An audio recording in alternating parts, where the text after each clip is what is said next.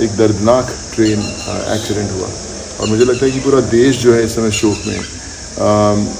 लेकिन दुख की बात ये है कि हम अचानक देख रहे हैं कि सब पार्टीज़ के लोग एक दूसरे को ब्लेम करने में लग गए हैं, नीचे खींचने में लग गए हैं, but no one is thinking about the families of all these people who have gone through that.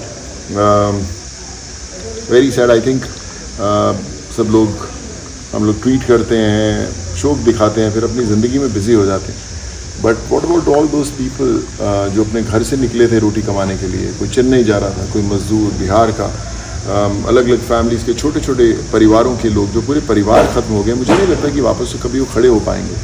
कॉम्पनसेशंस मिलेंगे उनको जो शायद 2-4 महीने में ख़त्म हो जाएंगे। इंजर्ड जो लोग हैं उनको थोड़ी कॉम्पनसेशन मिलेगी जो शायद फिर 1-2 महीने में ख़त्म हो जाएगी। बट इमेजिन कि जिसकी टांग टूटी होगी, जिसकी गर्दन टूटी होगी, कंधा टूटा होगा, वापस कब अपने काम पे जा पाएगा या कभी जा भी नहीं पाएगा। These are all the bread winners of the families. और मुझे लगता है कि सरकार बहुत कमाल का काम करी, पर एक छोटी सी पॉलिसी कहीं पर अगर लेकर आए जहाँ पर मुझे लगता है कि जो ऐसी ट्रैजिक इंसिडेंट्स होती हैं, जो इतने मास लेवल पे हमारे देश में ऐसी दर्दनाक घटनाएं होती हैं, उसमें उन फैमिलीज़ को जो इंजर्ड हैं उनको ताज़ ज़िंदगी, जैसे हमें पेंशन्स मिलती थी, प्रोविडेंट फंड्स मिलते थे, या एक फिक्स्ड इनकम आती थी, वो ज़रूर आनी चाहिए कि हर मंथ कुछ भी इनकम हो, 15-20 हज़ार, 25 हज़ार, 30 हज़ार, जो भी एक इनकम हो, इन फैमिलीज़ जो इंजर्ड हुए हैं फैमिलीज़ या जिनके परिवार वाले गए हैं, उनको एक फ़िक्स इनकम आनी ज़रूरी है ताकि वो चल सकें। क्योंकि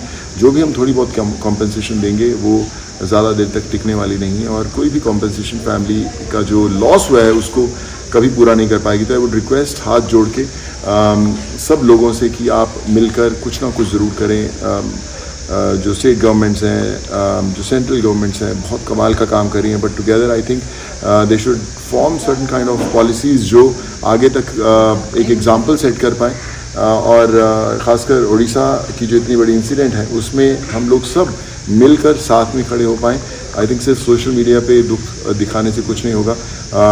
एक रिलीफ फंड इकट्ठा होना चाहिए उन फैमिलीज़ के लिए, उन परिवार वालों के लिए। And I would say please make it happen. And सब पॉलिटिकल पार्टी से प्लीज़ एक दूसरे को मत ब्लेम करें, ब्लेम गेम मत खेलें, मत नीचे दिखाएं। I think it's time for all of us to stand with the families who have lost their loved once.